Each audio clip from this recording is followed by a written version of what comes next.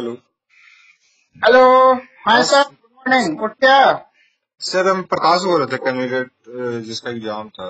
अच्छा अच्छा अच्छा अच्छा, हाँ हाँ हाँ हाँ। अच्छा, तो हम लोग अभी शुरू करें। हाँ यस सर। 5-10 मिनट फ्रेश वगैरह हो लिया आप लोग? हो गया सर। अच्छा अच्छा अच्छा। हम्म। तो देखिए, बेसिक कंसेप्ट को समझना है ना। आप यस सर। लोग ऑलरेडी एमबीए किए हुए हैं, तो ज्यादा दिक्कत नहीं होना चाहिए। दिक्कत कहाँ होता है, तो जो उसके टेक्निकल कंसेप्ट हैं उसको जब तक हम बारीकी से नहीं समझेंगे तो दिक्कत होगा। तो अभी जो हम लोग चर्चा करेंगे वो उन्हीं चीजों पर मैं चर्चा करेंगे यस कि अगर हम बोले कि भाई इंश्योरेंस क्या है, हम दूसरे को अगर ब्रीफ करें तो क्या ब्रीफ करेंगे, उसको क्या समझाएंगे उसको? Sir, insurance in term of एक ये जीवन बीमा टाइप का एक। सिंपल सिंपल वे में वो क्या है, एक फाइनेंशियल प्रोटेक्शन है। यस किसके लिए है? तो जो हमारे बिलोंगिंग है उनके लिए। यस ठीक है। यस या अगर हमारा कोई एसेट है तो उस एसेट का अनफॉर्चुनेट इवेंट से जो लॉस होता है तो उसके जो फाइनेंशियल वैल्यू है उसको कंपनसेट करता है या इंडेमनिफाई करता है। यस अब कंपनसेशन क्या हुआ और इंडेमनिटी क्या हुआ? सर। 5 रुपया का मेरा लॉस है और 5 रुपया बदले में मिल गया, तो yes it's called indemnity, independent. क्षतिपूर्ति। यस जितना का क्षति था उतना का हमारा पूर्ति हो गया। यस और कंपनसेशन क्या है कि 5 रुपया का मेरा लॉस है, बदले में 2 रुपया मिला, इट्स अ कंपनसेशन। यस तो लाइफ इंश्योरेंस में हमेशा कंपनसेशन होता है और कंपस जनरल इंश्योरेंस में इंडेमनिटी होता है। इंडिपेंडेंट। जहां हम एक्चुअल लॉस आइडेंटिफाई कर पाते हैं वहां पर में हम इंडेमनिफाई करेंगे, यस और जहां हमको लॉस का ही, एक्चुअल लॉस का ही पता नहीं है तो वहां पर हम अंदाजा ही तो लगाएंगे। यस तो अंदाजे में वो कम आंका जाता है। अब है कि इंश्योरेंस फंक्शन कैसे करता है। तो बहुत सारे लोग कंट्रीब्यूट करते हैं। कौन सारे लोग? तो वो सारे लोग जिनको कि मरने से डर है, अपने परिवार को चांदल। तो कौन बोलेगा कि हमको मरने से डर नहीं है? नहीं सर। सबको है। तो वो ग्रुप पैसा जमा करता है, यस लेकिन पहले से तो कोई जानता नहीं है ना कि हम कब मरेंगे या सामने वाला कब मरेगा। तो ये जो टाइमिंग उसका अनिश्चित है, यही हमको प्रभोग करता है कि हमको इस तरह का प्रोटेक्शन चाहिए अपने फैमिली के लिए। तो वो सारे लोग जमा करेंगे, लेकिन एक ही साथ तो सारे लोग मरते नहीं है। तो जो इंडिविजुअल Yes. मरा तो वो पूरे ग्रुप का कंट्रीब्यूटेड अमाउंट में से उनको दिया जाता है। यही बेसिक है इंश्योरेंस का। यस अब है कि रिस्क क्या है, रिस्क को हम कैसे अब, परिभाषित करेंगे। तो रिस्क में व्हाट इज रिस्क? तो probability of loss called risk. हानि होने की संभावना को जोखिम कहते हैं। यस अब ये जोखिम पैदा कहाँ से होता है? तो उसके दो कारण हैं। एक को बोलते हैं पेरिल, एक को बोलते हैं हैजार्ड। पेरिल क्या हुआ? वो घटनाक्रम जो घटित हुआ, चाहे वो बाढ़ हो, भूकंप हो, बिजली गिरना हो, बीमारी हो, एक्सीडेंट हो, है ना। Yes. It's all are peril, जो अचानक घटित हो गया। और दूसरा है हैजार्ड। हैजार्ड यानी खतरा, और पेरिल यानी आपदा। आपदा हुआ और खतरा हुआ। खतरा क्या हुआ? जैसे नेचुरल डिजास्टर, सब सारे पेरिल में आ जाएंगे। पेरिल में आ जाता है। हैजार्ड क्या हुआ कि हम जब उस क्या बोलते हैं, पेरिल के इम्पैक्ट को बढ़ाते हैं Yes. अपने खुद के कारणों से, खुद के कारण। तो वो खतरा कहलाया। यस जैसे मान लीजिए एक एक एक बीमारी है आपका कैंसर, किसी को भी हो सकता है, यस सर। लेकिन दारू बहुत पीने के वजह से किसी को कैंसर हो गया, तो दारू पीना क्या हो गया? हजार्ड। हजार्ड हो गया। और कैंसर डिजीज क्या है? पेरिल। पेरिल। तो हमने क्या किया कि पेरिल के इम्पैक्ट को बढ़ाया थ्रू दारू पीकर। Yes sir. ठीक है। Yes sir. चलिए, अब है कि इंश्योरेंस कॉन्ट्रैक्ट है किसके किसके बीच? कंपनी और कस्टमर के बीच। आप हमको प्रीमियम दीजिए, बदले में हम आपको, आपके साथ अगर बीमित घटना घटित होगी तो हम आपको कंपनसेट करेंगे। यस। तो ये जो कॉन्ट्रैक्ट बनता है ये दो थ्योरी पर डिपेंड करता है। एक को बोलते हैं अटमोस्ट गुड फेथ और दूसरे को बोलते हैं insurable interest. Utmost good faith यानी दोनों ही पार्टी एक दूसरे को जो इंफॉर्मेशन शेयर करते हैं, दोनों ही पार्टी उसको सही मानती है। अटमोस्ट गुड फेथ यानी परम विश्वास करते हैं कि हाँ आपने जो इंफॉर्मेशन दिया है वो सही ही है। तो दोनों ही पार्टी का ये ड्यूटी है कि वो एक दूसरे को सही सही इंफॉर्मेशन शेयर करें। कंपनी अपने प्रोडक्ट से रिलेटेड इंफॉर्मेशन और कस्टमर वो सारा इंफॉर्मेशन जिससे उसका रिस्क इवैल्यूएट हो सके वो सही सही शेयर करेगा।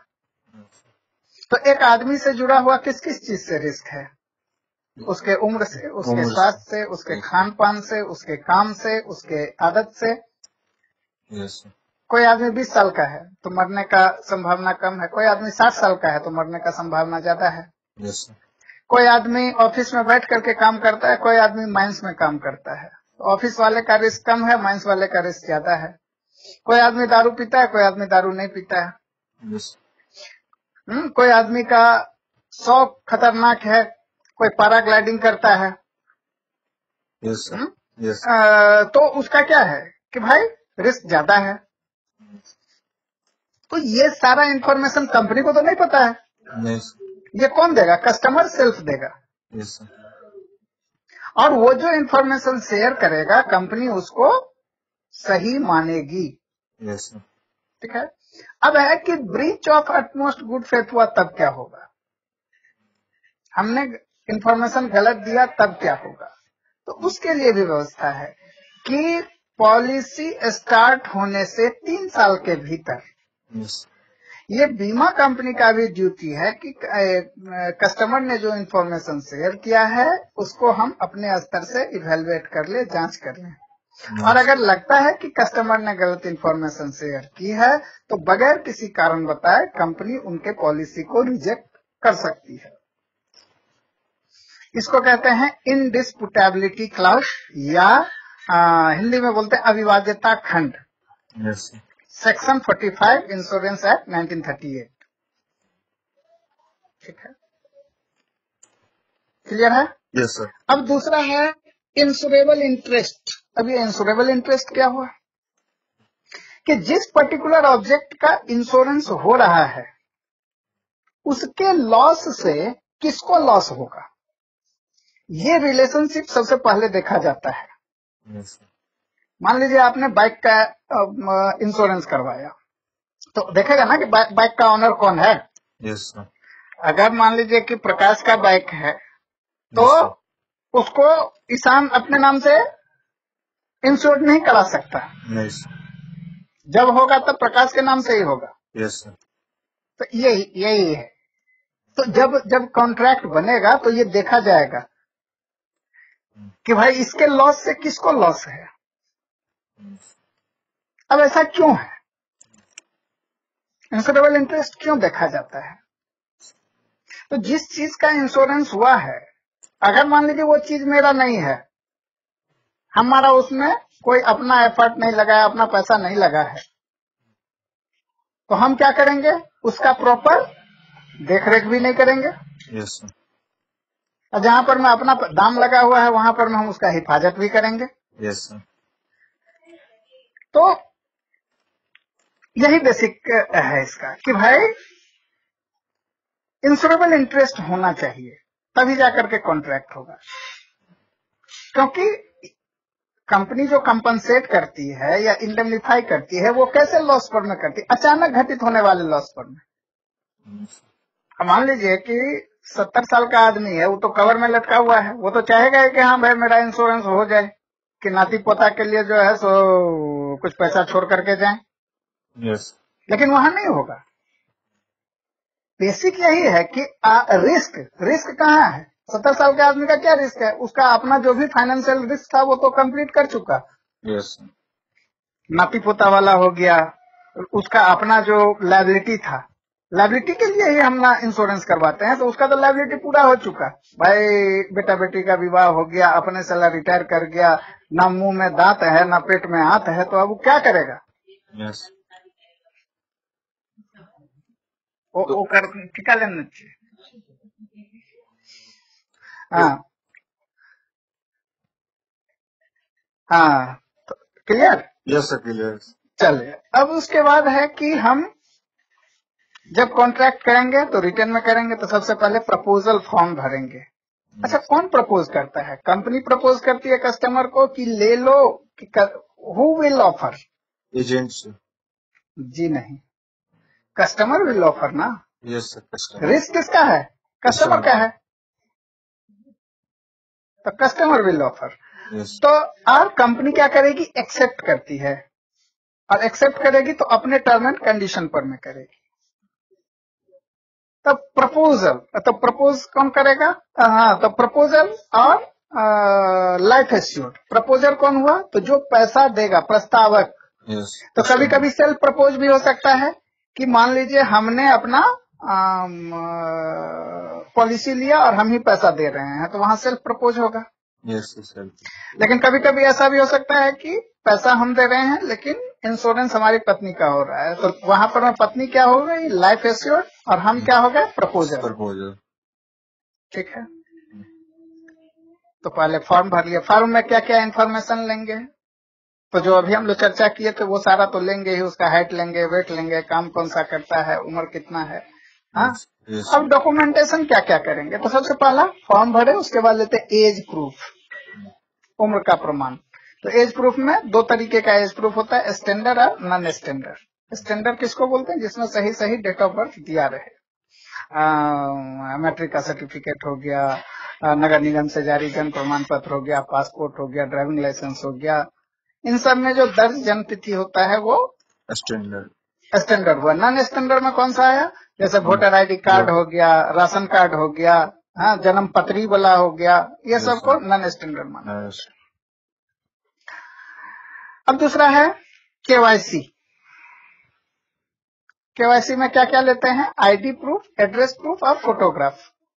क्यों लेते हैं? तो 2002 में एक कानून आया, anti money laundering act, AML act 2002। सरकार के नजर में ये जो फाइनेंशियल इंस्टीट्यूशंस हैं, चाहे वो बैंक हो, पोस्ट ऑफिस हो, म्यूचुअल फंड हाउसेज हो, इंश्योरेंस हो, ये सबसे बड़े जरिया हैं लोगों के 2 नंबर के पैसे को 1 नंबर का बनाने का। यस। तो सरकार ने ये व्यवस्था दी 2002 में कि नहीं, अब आप कोई भी फाइनेंशियल ट्रांजैक्शन अगर पब्लिक से करते हैं तो आप उनका रिकॉर्ड रखेंगे। तो क्या क्या रखेंगे? किसी आदमी को हम कैसे जानेंगे?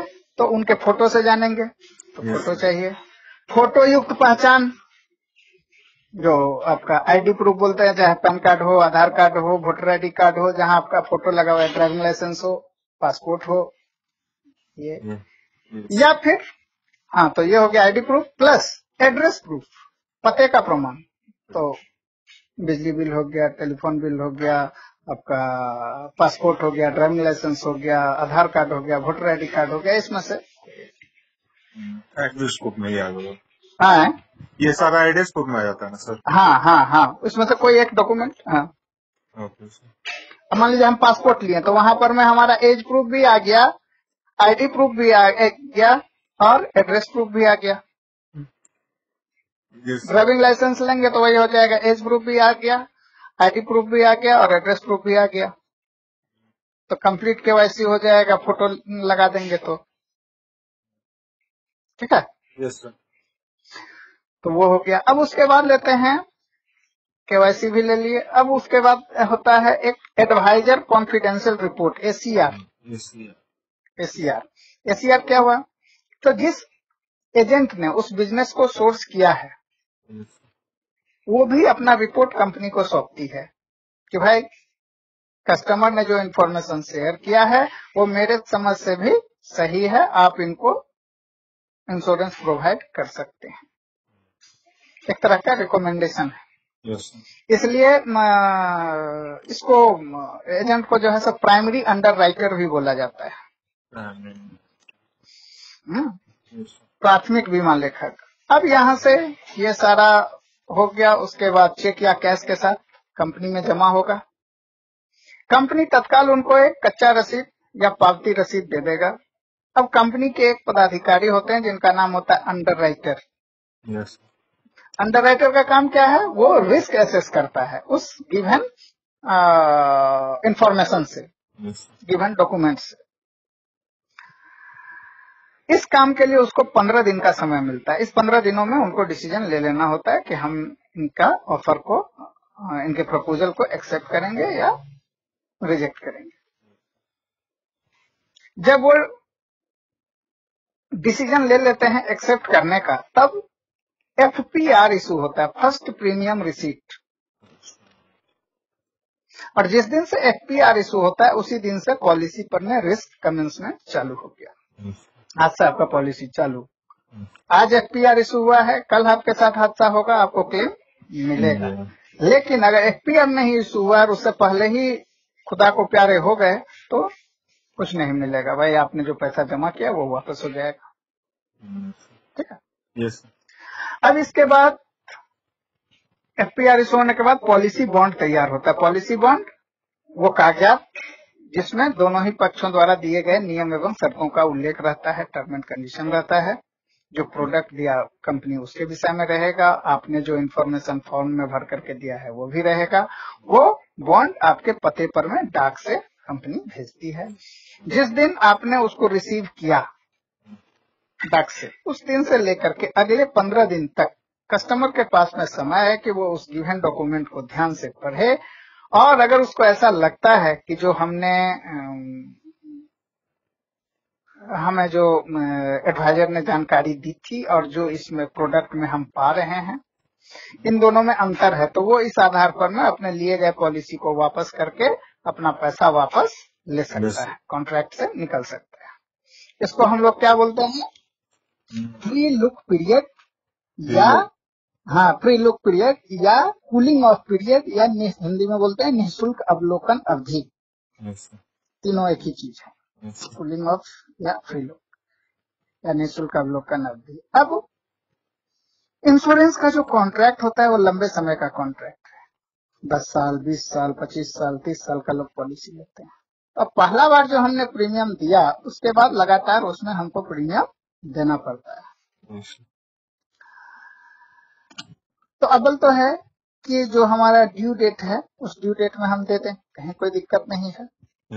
अच्छा, किस किस मोड में हम ले सकते हैं? मंथली ले सकते हैं, क्वार्टरली ले सकते हैं, हाफ ईयरली या ईयरली पेमेंट कर सकते हैं किसी भी मोड में। तो अव्वल है कि जो हमारा ड्यू डेट है उसमें हम पैसा दे दें। लेकिन एक प्रैक्टिकल प्रॉब्लम हो सकता है कि मान लीजिए 5 तारीख का मेरा ड्यू डेट है और 5 तारीख को संडे है या 5 तारीख को कोई चीज का छुट्टी है, मेरा पैसा तो जमा नहीं हो पाएगा। 6 तारीख से मेरा पॉलिसी लैप्स हो जाएगा, इंश्योरेंस हट जाएगा। तो कंपनी भी इस प्रैक्टिकल प्रॉब्लम को समझते हुए ग्राहक को कुछ एक्स्ट्रा टाइम प्रोवाइड करती है, जिसको बोलते हैं हम ग्रेस पीरियड। अगर मंथली मोड की पॉलिसी है यानी महीने महीने हम पैसा देते हैं तो ये ग्रेस पीरियड 15 दिन का होता है। ये एक्स्ट्रा समय हमको 15 दिन का मिलता है। और अगर क्वार्टरली, हाफ ईयरली या ईयरली है तो ये 30 दिन का हमको ग्रेस पीरियड मिलता है। इस बीच में कभी भी अगर हम पैसा देंगे तो कंपनी ये मान करके चलती है कि हमको ड्यू डेट को ही पैसा मिला। इस बीच में बगैर पैसा दिए हुए हमारा इंश्योरेंस चालू रहता है। अगर कोई ग्रेस पीरियड में मरा है तो उसको क्लेम मिलेगा, लेकिन उसमें से क्या होगा, करेंट प्रीमियम जो ड्यू था उसका वो कंपनी काट लेगी और रेस्ट पैसे का भुगतान कर देगी। अब मान लीजिए ये 15 दिन 30 दिन भी बीत गया और हमने पैसा जमा नहीं किया, अब क्या होगा? हमारा पॉलिसी लैप्स हो जाएगा। लैप्स होने का मतलब क्या हुआ कि उस दिन से इंश्योरेंस हट गया। अब अगर हमको कुछ होगा भी तो हमको इंश्योरेंस का पैसा नहीं मिलेगा। मान लीजिए 5,000 हमने जमा किया था और उसके अगेंस्ट 50 लाख का इंश्योरेंस लिया था। तो अब क्या होगा कि हम अगर लैप्स कर गया तो हमको कोई पैसा नहीं मिलेगा। 50 लाख तो नहीं मिलेगा, अगर एक सर्टेन लेवल तक हम नहीं जमा किए हैं तो 5,000 नहीं मिलेगा, हमें तो बाद में 5,000 हमको मिल सकता है। ठीक है, चलिए अब है कि इस लैप्स पॉलिसी को फिर से हम कब तक रिवाइव कर सकते हैं, कब तक फिर से हम पैसा उसमें जमा कर सकते हैं। तो लैप्सेशन के डेट से अगले 2 साल के भीतर कभी भी हम सारा बाकी बकाया जमा करके फिर से अपना पॉलिसी चालू करवा सकते हैं। ठीक है, अब है कि ये 2 साल का भी समय बीत गया और हमने पैसा जमा नहीं किया, अब क्या होगा? तो अब हमारे पास में 2 विकल्प है। पहला, अगर पॉलिसी 3 साल या उससे अधिक चली हुई है, ठीक है, अब नया जो नियम आया है, जो सर्कुलर आया है अभी हमको लगता है कि 15-20 दिन पहले आया है गवर्नमेंट का अमेंडमेंट, जिसमें कि अब 2 साल हो गया है। ठीक है, तो अगर 2 साल होगा वहां पर में ऑप्शन, तो नए ऑप्शन के हिसाब से आप 2 साल लगा सकते हैं, और अगर नहीं होगा तो 3 साल अभी चल रहा होगा, क्योंकि क्वेश्चन तो इतना जल्दी नहीं है अमेंड करेगा। तो अगर पुराना वाला होगा तो 3 साल, और नया वाला अगर देगा तो आपको ऑप्शन 2 साल का, तो आप 2 साल का भी लगा सकते हैं, क्योंकि नया अमेंडमेंट आ गया है। क्या अगर आप 3 साल से कम प्रीमियम दिए हुए हैं और आगे आप नहीं दिए, ये 2 साल का भी समय बिता दिए आप, तो वो सारा पैसा कंपनी क्या कर लेगी? जब्त कर लेगी, फॉरफिटेड कर लेगी। ठीक है, दूसरा कि 3 साल या उससे अधिक चला हुआ है, ये तो था 3 साल से कम था, अब है 3 साल या उससे अधिक चला हुआ है और तब हमने छोड़ दिया, तो ये पैसा हमको मिलेगा, लेकिन कब मिलेगा? जब हमारा टर्म खत्म होगा। मान लीजिए हम 15 साल के लिए लिए थे और हमने 4 साल ही दिया है, तो ये 4 साल का पैसा हमको कब मिलेगा? 15वें साल मिलेगा। क्या मिलेगा? उसको क्या बोलते हैं? पेड अप वैल्यू मिलेगा, चुकता मूल्य। तो पेड अप वैल्यू कैसे निकलता है? इसका एक फार्मूला है, फार्मूला पूछेगा नहीं, मैथमेटिकल क्वेश्चन तो नहीं रहता है, लेकिन आपकी जानकारी के लिए बता दें। Paid up value equal to number of premium paid by number of premium payable into sum assured plus bonus. तो नंबर ऑफ प्रीमियम पेड, मान लीजिए हमने 4 साल दिया तो 4 हो गया, बटे पेएबल तो हमको 15 साल देना था, तो 15 साल 4/15 हो गया, इनटू सम एश्योर्ड, मान लीजिए हमने 10 लाख का इंश्योरेंस लिया था तो उन्हें 10 लाख हो गया, प्लस बोनस। तो बोनस जो है हर एक साल कंपनी डिक्लेयर करती है, और बोनस जो डिक्लेयर करती है पर 1000 इंश्योरेंस पर में करती है, 1000 में 30 रुपया या 1000 में 40 रुपया। तो अगर परसेंटेज देखें तो 3% 4% हुआ, तो 10 लाख का 4% 40,000 रुपया हो गया। 4 साल दिया तो 4 चौका 16, 1,60,000 हो गया, तो 4/15 गुने 10 लाख जो 1,60,000। अब ये जो कैलकुलेटेड अमाउंट होगा यही उसको मिलेगा after 15th year. Yes sir. अब एक और चीज है, कभी कभी हम लोग देखते हैं कि कस्टमर 4 साल 3 साल पॉलिसी चलाया और बोला कि भैया अब हम आगे नहीं चला पाएंगे और हमको पैसे की जरूरत है, मेरा पॉलिसी आज ही तोड़ दीजिए, सरेंडर कर दीजिए, है ना? Yes sir. तो अगर सरेंडर करते हैं तो कब कर सकते हैं? तो वो भी हम 3 साल या उससे ज्यादा चला हुआ पॉलिसी में ही कर सकते हैं, क्योंकि 3 साल से कम में तो फॉरफिटेड ही कर लेगा। Yes sir. तो सरेंडर में हमको क्या मिलेगा? तो उसके लिए भी पहले हमको पेड अप वैल्यू निकालना पड़ेगा आज के डेट के हिसाब से।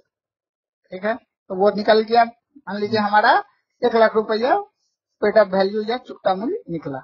Yes sir. ये तो हमको मिलेगा 15 साल के बाद, लेकिन हमको तो आज ही चाहिए, तो आज कितना मिलेगा? तब वहां दिया रहेगा सरेंडर वैल्यू लिस्ट कि भाई 3 साल के बाद अगर हम 3 साल का प्रीमियम दे करके तब अगर हम सरेंडर करते हैं तो हमको कितना मिलेगा। तो उसमें दिया रहेगा पेकअप वैल्यू का 35%, 4 साल के बाद 40%, 5 साल के बाद 50%, 6 साल के बाद 60%, ऐसे दिया रहेगा। yes, तो हम लोग यहाँ पर में देखते हैं कि कस्टमर का मेजर लॉस है। कहाँ वो लेता तो 1 लाख मिलता, अभी लेगा तो 40,000 मिलेगा। yes, और किसको किसको लॉस है? इसमें कस्टमर का लॉस है और फिर कंपनी का भी लॉस है, उसका पूरा प्रीमियम कंप्लीट नहीं हो पा रहा है। कंप्लीट नहीं होगा। और किसका लॉस है? एजेंट का लॉस है। एजेंट का मान लीजिए उसका 15 कमीशन नहीं बन पा रहा है। बन पाएगा।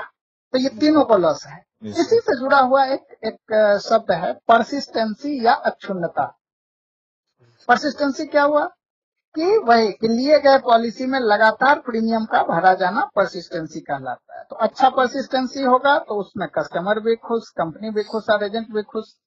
आपका परसिस्टेंसी अगर खराब होगा तो कंपनी को भी दिक्कत, कस्टमर को भी दिक्कत और एजेंट को भी दिक्कत। सिंपल है कि भाई आपने जो पॉलिसी सेल किया प्रीवियस ईयर, उनका जो है सो प्रीमियम इस साल कंटिन्यू आना चाहिए। 10 पॉलिसी सेल किया तो 10 का दूसरे साल का रिन्यूअल प्रीमियम समय पर में पहुंच जाए। yes, यही कहलाया परसिस्टेंसी। ठीक है। yes, तो आज सारी कंपनियां जो है सो परसिस्टेंसी पर में ज्यादा फॉलो अप करती है, क्योंकि यही उसका मूल कमाई है। yes, अच्छा, अब इसके बाद है आपका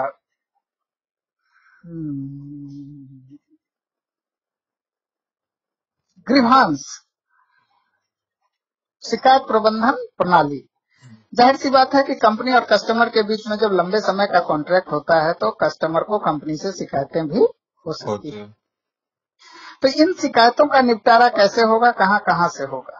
तो सबसे पहला है आपका टच पॉइंट कंपनी कस्टमर के लिए। तो सबसे पहले अगर उसको कोई शिकायत होगा तो कंपनी में शिकायत दर्ज करेगा। कंपनी का ये ड्यूटी है कि विद इन 15 डेज वो उसके मामले को सॉल्व कर दे।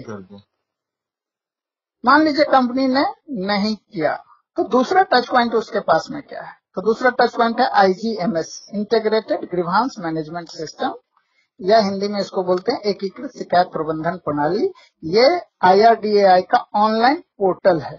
yes, इस ऑनलाइन पोर्टल में भी हम कंप्लेन दर्ज कर सकते हैं। तो वो क्या करेगा? कंप्लेन को फिर से फॉरवर्ड कर देगा कंपनी को कि भाई तुम्हारे कस्टमर ने हमारे यहाँ कंप्लेन दर्ज किया, तुम इसके मामले को जल्दी से जल्दी सॉल्व करो। अगर यहाँ भी बात नहीं बना तो तीसरा टच पॉइंट है ओम्बुड्समैन, बीमा लोकपाल। yes, इनका गठन फॉर्मेशन 1998 में हुआ। पूरे हिंदुस्तान में 12 लोकपाल के कार्यालय हैं और सबके अपने अपने एरिया बटे हुए हैं।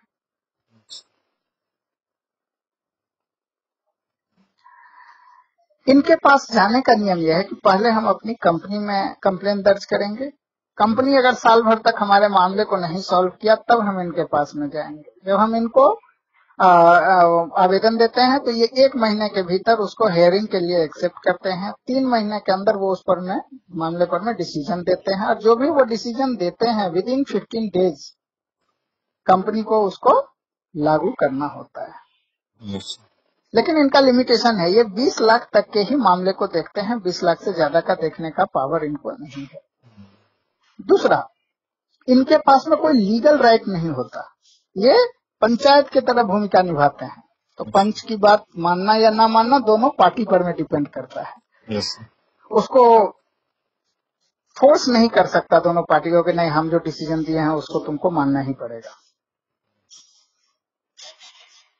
अगर यहाँ भी बात नहीं बनी तो नेक्स्ट टच पॉइंट है आपका कोपा, कंज्यूमर प्रोटेक्शन एक्ट 1986 के अंतर्गत कंज्यूमर कोर्ट का गठन हुआ है। yes, उपभोक्ता न्यायालय है ना। yes, यहाँ पर में क्या है कि ग्राहक संबंधी सेवा में अगर कोई त्रुटि है तो सेवा प्रदाता के खिलाफ मुकदमा दर्ज होता है। तो इंश्योरेंस का प्रोडक्ट भी सर्विस सेक्टर के अंतर्गत आता है, इसलिए इससे भी रिलेटेड मुकदमा वहां दर्ज होता है। यस अगर 20 लाख तक के इंश्योरेंस का मामला है तो डिस्ट्रिक्ट लेवल का जो कंज्यूमर कोर्ट है वहां पर में मुकदमा दर्ज होगा। 20 लाख से ऊपर और 1 करोड़ तक का अगर मामला है तो स्टेट लेवल का जो कंज्यूमर कोर्ट है वहां मुकदमा दर्ज होगा। और अगर 1 करोड़ से भी ऊपर के इंश्योरेंस का मामला है तो नेशनल लेवल का जो कंज्यूमर कोर्ट है वहां मुकदमा दर्ज होगा। ठीक है, यस सर सबका अपना स्लैब बना हुआ ये याद। यस तो ये था आपका ग्रीवांस। ग्रीवांस के बाद है आपका क्लेम। क्लेम या दावा इसको बोलते हैं। दावा यानी डिमांड। डिमांड तो कस्टमर कब डिमांड जब पॉलिसी उसका खत्म हो जाए या ओवर हो जाए या डेथ हो जाए या या सरेंडर करना हो, है ना? यस सर यस सर तो ये सारे जगह पर ना वो डिमांड करेगा यस और उसको फुलफिल करना कंपनी का काम है। यस सर लेकिन यहाँ पर में जो हम लोग डिस्कस करेंगे वो डेथ क्लेम का ही डिस्कस करेंगे। यस सर डेथ क्लेम के लिए क्या नियम है? मान लीजिए कोई कस्टमर का डेथ हुआ तो उनके जो नॉमिनीज हैं या उनके जो स्वजन परिजन हैं सबसे पहले तो कंपनी को सूचना देंगे। कंपनी को तो पता नहीं है कि फलाना मर गया होगा। यस सर तो जब वो सूचना देते हैं तो सूचना देने के दिन से लेकर के विदिन 15 डेज जितना डॉक्यूमेंटेशन है वो कंपनी को कंप्लीट कर लेना है। यस ये सरकार की तरफ से उनको व्यवस्था दी गई है। इतना विदिन 15 डेज आपको सब कंप्लीट कर। हाँ, अब कस्टमर मान लीजिए आपने कंपनी ने डिमांड किया कि भाई हमको डेथ सर्टिफिकेट दीजिए और पता चला कि उसको बनाने में ही 2 महीना लग गया, तब कंपनी का की गलती नहीं है। लेकिन अगर सारा उनका अपना जो टैट है वो 15 दिन का है कि 15 दिन के भीतर सारा आप कलेक्ट कर दीजिए। और अगर सब कुछ सही है तो प्लस 15 डेज यानी 30 दिन के भीतर में उनको पैसा मिल जाना चाहिए। 30 दिन से जितना भी दिन बीमा कंपनी लेट करेगा क्लेम देने में उतने दिनों का लेट फाइन कंपनी को पे करना पड़ेगा। वो भी किस दर से? तो एट प्रेजेंट जो बैंक में सेविंग का रेट है उससे 2% एक्स्ट्रा। यस अभी अगर 4% है तो 6% के दर से देना होगा उसको, जितना दिन 30 दिन से लेट किया है। ठीक है। यस अब एक और चीज है early death claim. Early death claim किसको बोलेंगे? तो पॉलिसी स्टार्ट होने से 3 साल के भीतर अगर कोई डेथ क्लेम आता है तो कंपनी उसको ज्यादा सख्त की निगाह से देखता है। यस तो उसमें कंपनी क्या करता है कि जांच वगैरह भी कर सकता है।